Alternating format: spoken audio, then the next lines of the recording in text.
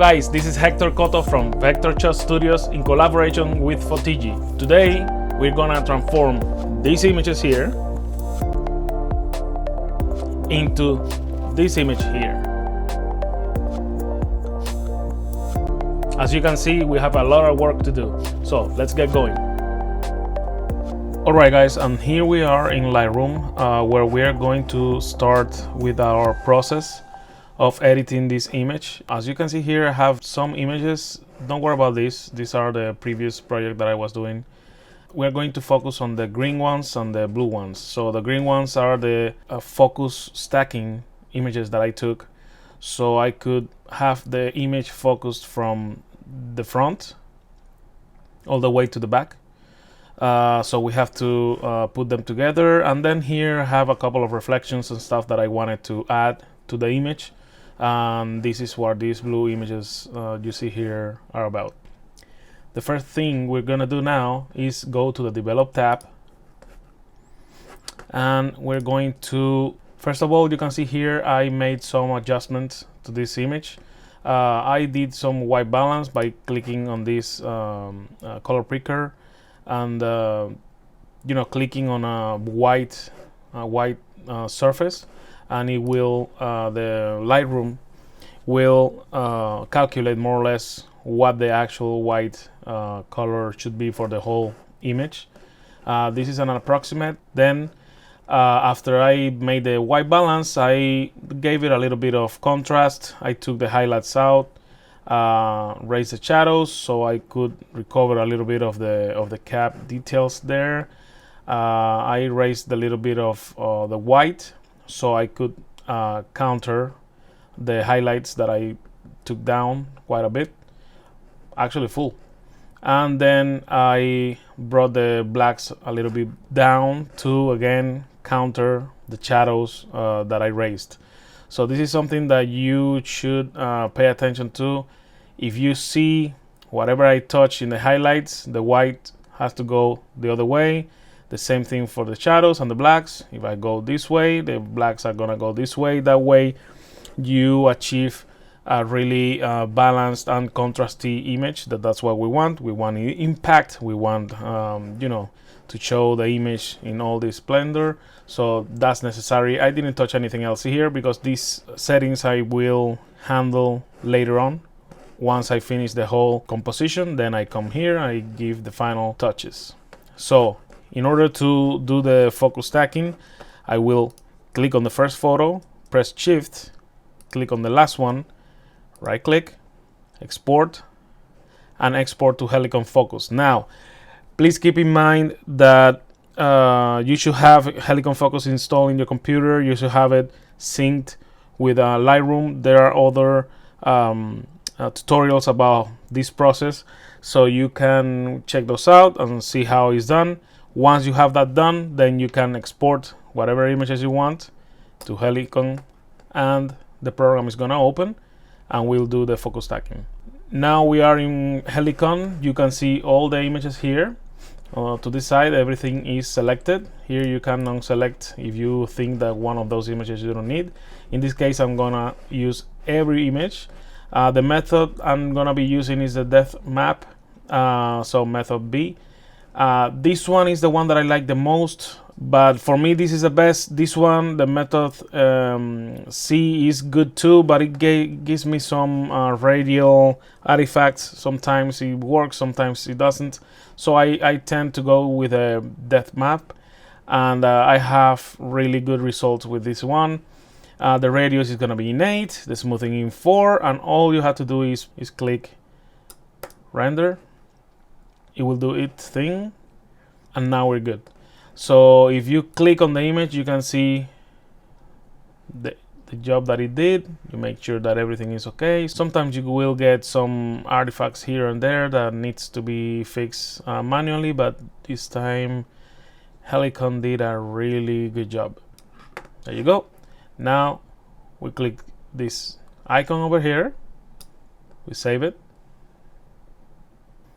and it's gonna ask us if we want to dump that image in the same folder where the original images came. You click OK, And here you can see that it's telling us that once we close the program, it's gonna export all the final image over to Lightroom. So we're gonna do that now. You go ahead and close the program, and here you're gonna find right here, you can see the export that we just did. This is gonna be the one that is perfectly focus stacked. Sometimes it's not perfect, so sometimes you need to do some work, as I mentioned before, but this one is looking really good. From here, we are going to go now over to Photoshop to do the whole composition. Here you click on the first image, you click Command or Alt, select the rest, you know, the blue ones that are the reflections and all the other stuff. We right click, edit in, and don't open it in Adobe Photoshop straight. Go to the last one, open as layers in Photoshop. If you click on the first one, it's going to open a bunch of tabs, and you don't want that. You want everything on the same document, as you can see here. You will notice it here how Lightroom is gonna be dumping all the layers in Photoshop.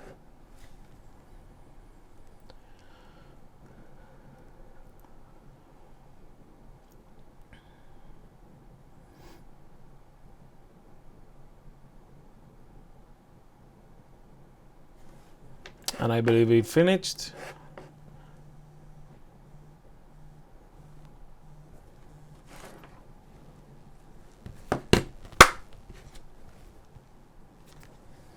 Mami, estoy filmando el tutorial y me acabas de interrumpir. Solamente quería preguntarte que ¿dónde es lo de tus fotos? ¿Dónde en Lodai? ¿No tienes que salir de la casa a 3:30? Yes. Mami, I have to leave you porque se me está grabando todo esto y después para editar esto va a ser carajo encontrarlo. Dale, bye.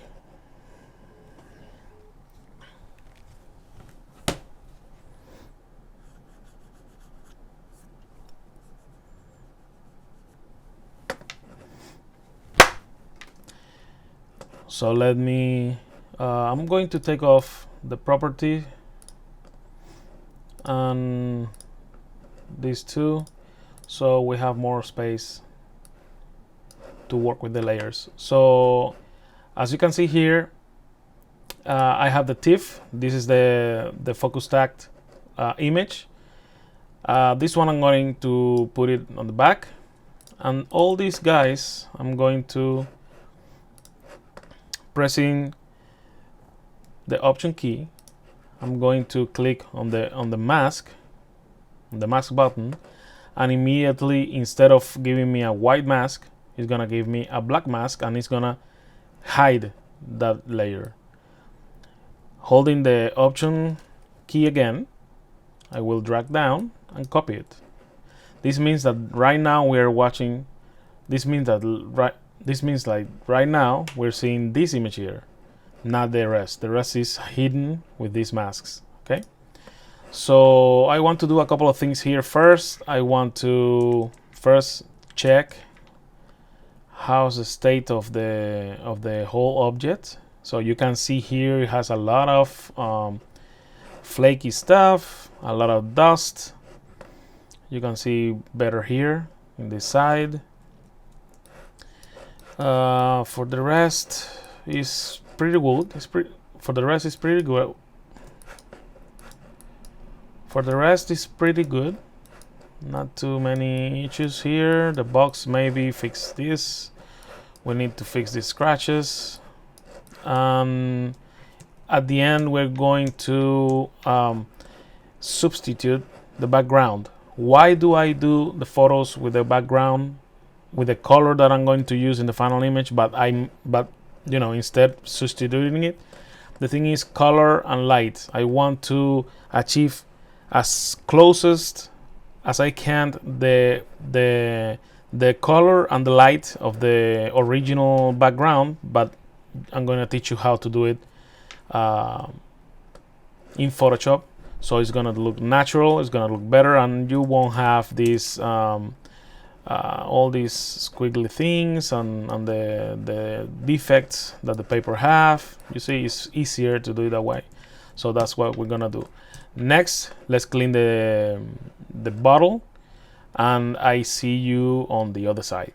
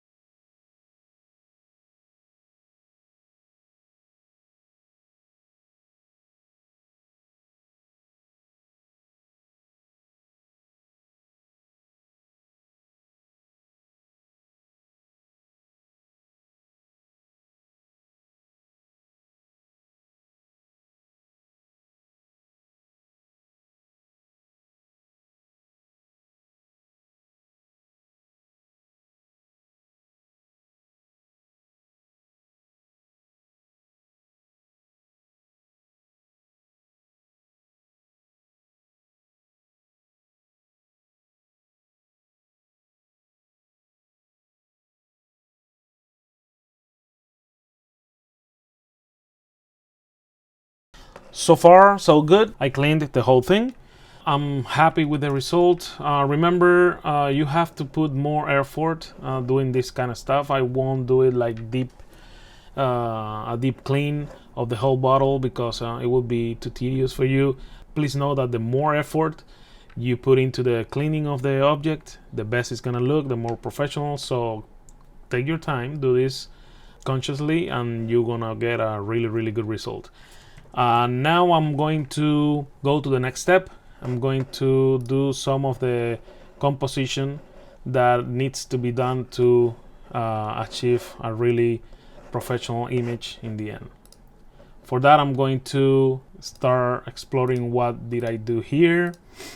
So why did I do this one? Maybe it was for the cap. I don't want that one. This one I was trying to give some color back to the side because of the characteristic of the bottle and the shape.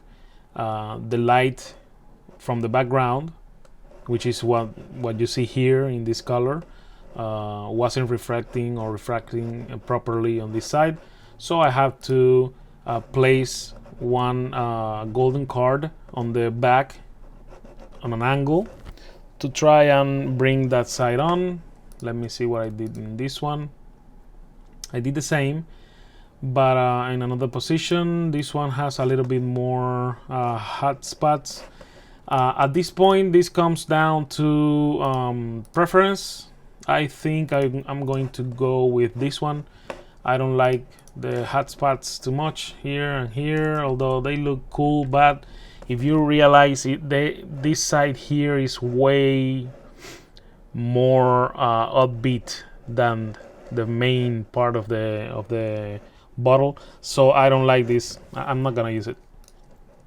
I will use this one for that. I'm going to bring it down, and in order to do this, I'm going to use the eraser. Now keep in mind, everybody uses the brush tool. The eraser is the same thing but inverse. Inverse in the sense that when you work with masks, you have to keep in mind what color you have in the foreground and the background in order for the mask to show or not show what is below. With the brush it works one way, with the eraser it works inversely. So I'm used working with the eraser, but you can use the brush if you are used to do just that. So in my case, I will keep the black in the foreground, the black that you see here in the mask, and when we erase, I'm going to start showing what I have below the mask.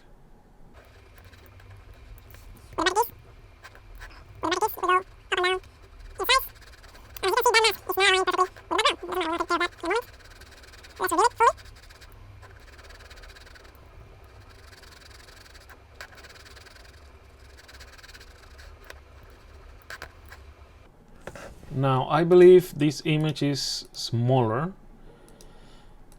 Yep, it's smaller. So let me hide. By pressing the shift key and clicking on the mask, you can deactivate it for a second on command. So let me deactivate it, pull down the fill and see where it goes. So how bad is the unalignment that it has. I'm paying attention to the corners, certain spots, and seeing what you see is way smaller. Let's fix that.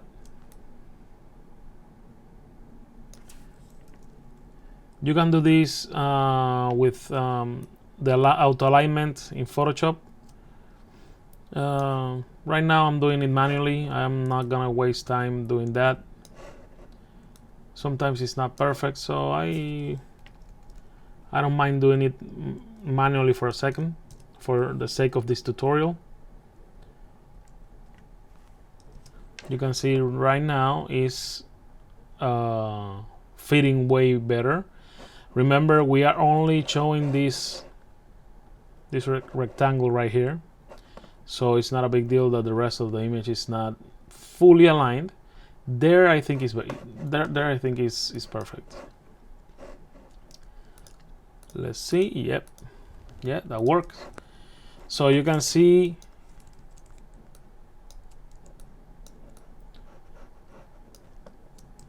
oops, I was erasing on the layer. You have to be careful about that. Let's click on the mask and finish off what we started here. You can see it's working. It's working fine. And this is basically done. I don't mind about that on the background because we're gonna substitute it soon. What I care about the most is for it to be perfectly aligned and not having any pattern that would give away that there's a composition here. There you go. This is with, without, with, without. You can see now that we're establishing the same color through the whole bottle, which is what we want. And now we achieve that. These two layers, they can go away. And now we have only these two layers. Now the next step will be creating the fake background and achieving the final image. So in order to do this, I will select both layers, pressing the shift key, pressing Command or Alt G. I'm going to create a group and name it base image. Pressing Command or Alt A, I will select the whole image. Then I will select Command Shift C, Command Shift V, and this way I have a stamp of the whole image, right? If you can appreciate here, if I turn it off, there's no change because it's exactly the same image that I have here, but it's only a layer. And here we can work a little bit more comfortable. So now I'm going to cut out the whole bottle, right? And then we're gonna create the background. For the cutting out, I will use the pen tool and start recreating the whole thing, cutting it out, and moving on with the next step. See you on the other side.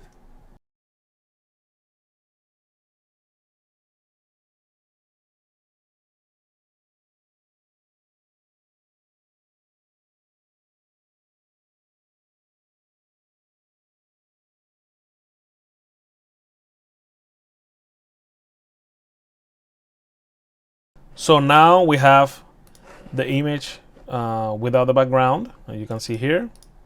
Always use a mask, never work destructively, because maybe you want to come back, you did something wrong, you didn't realize it in the moment, and then you cannot fix it if you don't have the original image. Even though you have it here, I always work non-destructively all the time.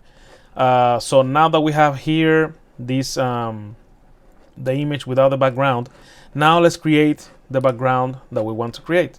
We're going to create a new solid color, but first I need to grab this color over here to have it in the forefront, and when I create the solid color, then it's gonna have that same color as you can see here. And if you notice, we have a halo on the back, so let's create that halo now by creating a circle. Again, this is the way I do it. You don't have to do it this way. There are a million ways to do this stuff.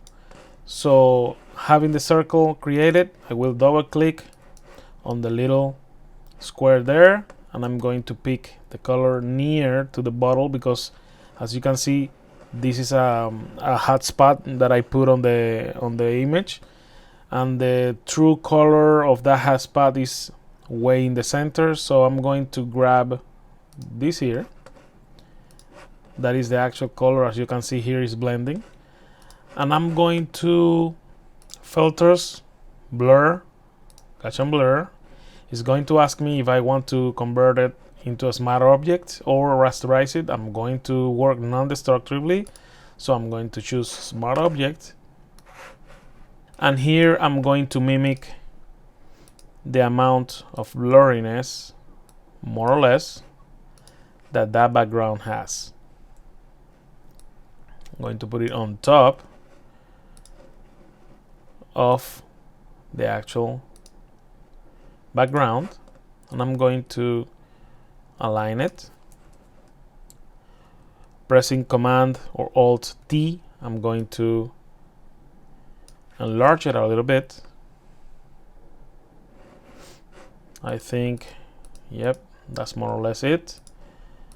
We have the background. This is how it's looking. Again, since I worked non-destructively, if I think that it doesn't have enough blurriness, I can go back, double click on the Gaussian blur filter, and go larger. There you go.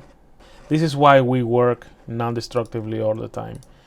Now I can turn off the base image, and when I turn on this one, basically, as you can see, I have the same background, but a little bit more clean. It's not a little bit more, it's more clean, it's cleaner, it's better. Now you can tell me, hey Hector, it does have a little bit of like, you know, it's darker on the corners. How do you achieve that? We're gonna achieve that final step over at Lightroom. So for now, this is looking good. You can see it's working pretty well. But now if you zoom in, the purpose here is to make our eyes and our brain believe that this was made in studio. So you can see, if you notice, it's way too clean. It doesn't have any noise, and every image, no matter how big the sensor on your camera is, every image is gonna have this noise that you can see here. I don't know if you can appreciate it here in YouTube, but that noise we have to recreate. And the other reason is, I don't know if you can see it either. You won't notice it way too much because we're working as a 16. Let me open it here. We're working as a 16-bit channel. If we were at 8, you will be noticing a lot of banding here because we have a gradient.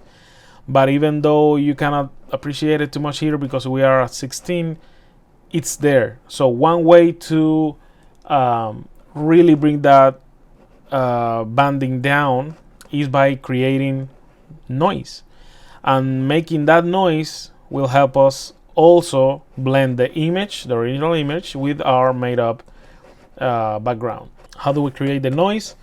It's very simple. You click on the layer that you want the new layer to be on top of.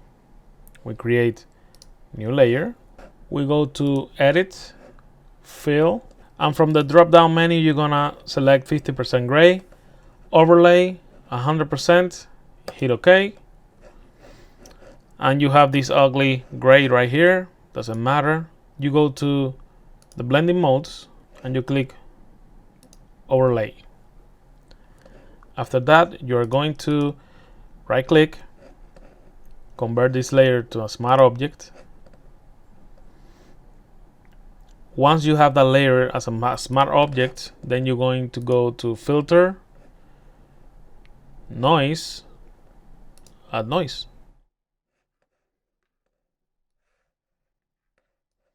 Here we will match a little bit this noise. This is too much. Let's go down to 3, more or less. You want a Gaussian and monochromatic. Okay, so let's do 2. See how it looks. It looks a little bit better, but as you can see, it's way too sharp. The image noise is not actually sharp. It's blurry. You can see here. Okay, so we have to mimic that. For that, we're gonna go to filter again, blur, Gaussian blur. We're going to go really small. Let's see here, around 3. So compare it here with this one. Let's do 4. I think 3 was the one. But we need that noise a little bit smaller. We did it smaller. This is why we made this non-destructively. Now we can go to noise and go to 1 and see what happens. You can see it's better. Let me lower the Gaussian blur. And there I think we are. This is a really small detail. You may think it doesn't matter, but it does matter. When you print this large for a billboard or something like that, it will matter.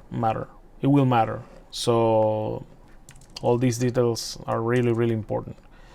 Yep, this is looking good. And now we can go back to Lightroom and finish it off. How do we do that? Easy. Press Command or Alt S. The document is gonna save, and we are going to go to Lightroom, and the image is gonna be there waiting for us. See you on the other side. Here we are at Lightroom, and you can see the image here is the edit TIFF. You can see it has the new background, the new side. Everything looks good. The first thing I like to do is bring the image around 4:5. This is perfect for, let's say, Instagram. Okay, so here I have the cropping that I like. Then I'm going to go ahead and give it a little bit more punch to the image by bringing up the contrast. Now I'm going to give it texture, a little bit of clarity, vibrance really high, controlled by the saturation going back. Then I'm going to give it a little bit of sharpening, and I like to go like this on the sharpening with the detail and radius. Don't worry about this now. And finally I will well, this is the last step, before the last actually. So now we're gonna straighten the bottle. If you can see, I took this photo from below, a little bit at an angle, down, going upwards. So the bottle of course has a certain deformation because of the perspective. I will take that out now by clicking on this edge here, going to this edge here. This is one of the guides, and now I'm going to do the same on the other side. One edge here, and one over here, and boom, we have a mathematically straightened bottle, as you can see. And the last step, remember when I told you that I wanted to give it some vignetting? Well, here is the moment to do that. I will give it around 20. The midpoint, I want to open it. You can see here, want to open it more like that. And the feather, put it up, bring down the midpoint again, and let's go darker. Yes, and play with the sliders so until you are happy. I think we can use a little bit more contrast here. Let me see about if we have. So what I'm doing here is pressing the Option key and going up or down. What you're seeing there, those artifacts, means that those lines you're seeing here, those are the whites being burned, being blown out. So you can see here, I don't like that, and you shouldn't either. So we have to minimize that as much as possible. Maybe we bring the highlights a little bit more, and that's gonna be it. I'm happy with this image. Maybe more contrast. Sometimes I go way too high with the contrast thing. Let's do the same with the blacks. I'm going to up a little bit the shadows, and there you go. That's the finished image.